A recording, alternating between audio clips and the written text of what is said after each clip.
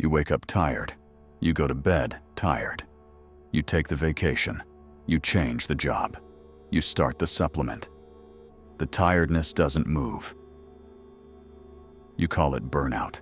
You read the articles, the morning routine, cold showers, magnesium, therapy. The tiredness sits in your chest like a slow weight that does not lift. You think your body is broken? It isn't. Your body is doing the only thing it knows how to do when the soul has stopped showing up. It's sending you a message you have spent years refusing to read. This is not burnout. This is something older. Something that has been building since you were young enough that you did not have a word for it. Tonight, we name it. The lie a man tells himself about his exhaustion is the most carefully argued lie of his 30s and 40s. It goes like this: I'm just tired. I work hard. I've been pushing too long. A few weeks of better sleep and I'll be fine. The job is fine. The marriage is fine. The life is fine. I just need to optimize. I need a better routine. I need to take it easier. I need to take it harder. I need to be more disciplined. I need to relax. I need a plan. Listen to that internal monologue. Notice what isn't in it. There is no question about whether the life you are tired inside is the life you actually want. No question about whether the man performing the tasks is the man underneath them. The lie is convincing because adaptation looks like virtue. You showed up, you did the work, you earned the title and the salary and the marriage and the house. You did everything correctly. The exhaustion is the price you tell yourself you are willing to pay. You think it's the cost of doing well. It isn't the cost of doing well. It's the cost of doing it as someone you are not. Here is the truth. You are not burnt out. You are betraying yourself. The body has been registering the betrayal in real time. Every meeting you sat through that you didn't believe in. Every yes you gave that should have been a no. Every Sunday night you spent dreading Monday and calling it normal. Every promotion you celebrated that the actual you didn't want.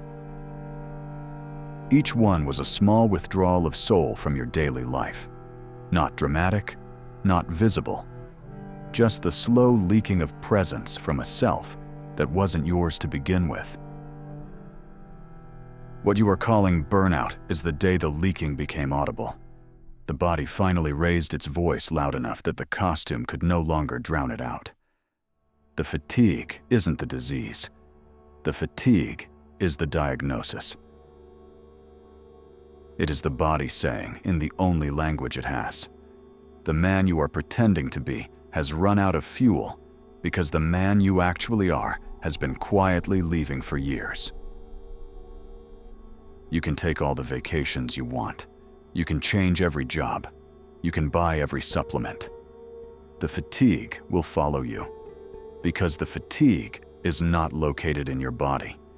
It is located in the gap between who you are and who you are pretending to be. Carl Jung named this the most fundamental task of an adult life: individuation. The slow becoming of the self you actually are, instead of the self you were trained to be. Most men never start it. Most who start it never finish. The provisional self is what you became to survive. As a boy, you read the room. You noticed what got rewarded and what got punished. You noticed which feelings made the adults uncomfortable and which made them proud. You assembled a personality out of the parts that worked. You hid the parts that didn't. You did this so well for so long that you forgot you had ever done it. By the time you were 15, you had a self. By the time you were 25, you mistook it for the real one. Carl Jung said we don't suffer from neurosis. We are the neurosis. The provisional self is the neurosis. It is not a malfunction. It is a survival strategy that has outlived its purpose. James Hollis, the Jungian analyst, who wrote The Middle Passage, named what happens when the survival strategy runs out. He called it the death of the false self. It usually arrives between 35 and 55. It does not look like awakening. It looks like exhaustion. It looks like depression. It looks like the affair, the divorce, the job change, the breakdown, the empty Sunday afternoon when you sit in your car after running an errand and cannot remember why you were doing any of it. Hollis called this the middle passage, the summons from within to leave the provisional life and step into the real one, not the next phase of the same life, a different life, the one your soul has been trying to reach since you were 8 years old. Robert Bly described the same moment in Iron John. The man, he said, who has spent 20 years climbing a wall, finds at the top that the wall is in the wrong building. The career was beautifully built. The marriage was beautifully built. The house was beautifully built. The wrong building was beautifully built.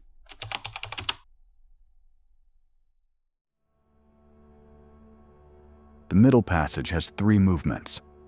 They are not steps. They are returns. You do them, and you do them again, and you do them again, and each pass goes deeper.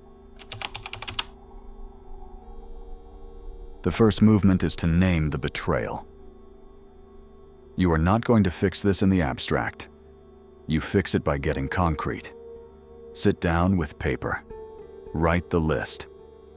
Every single yes in your current life that is actually a no. Every meeting you keep going to that you stopped meaning years ago. Every relationship you maintain out of obligation rather than choice. Every habit, every commitment, every social obligation, every professional posture that the actual you would not pick if you were starting over today. The list is the diagnosis.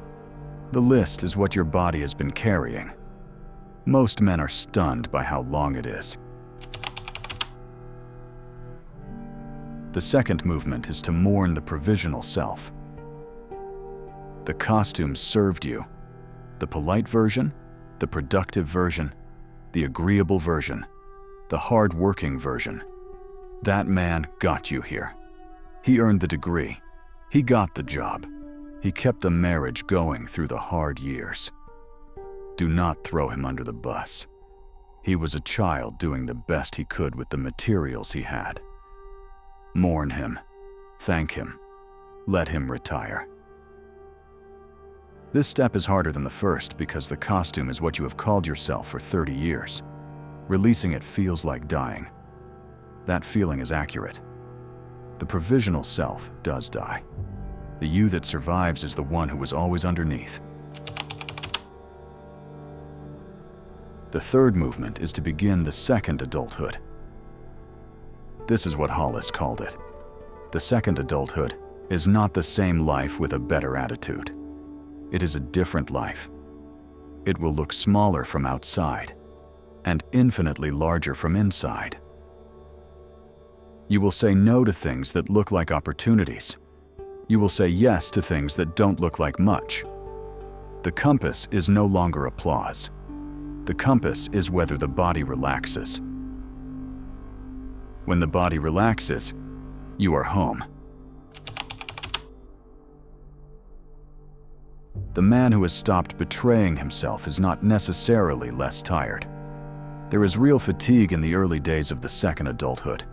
The fatigue of grief, the fatigue of unwinding old commitments, the fatigue of building from scratch, what the false self spent 30 years building wrong. But the constant low-grade drag is gone. The Sunday dread is gone.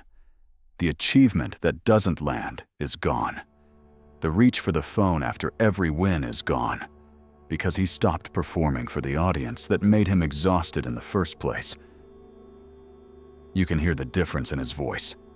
There is air in it again. If you're ready to stop looking for a cure for burnout and start listening to what burnout has been telling you. Subscribe. If you haven't watched The Father Wound yet, watch that next. The audience of one is who you've been performing for. This video names what the performance has cost. Watch them in order.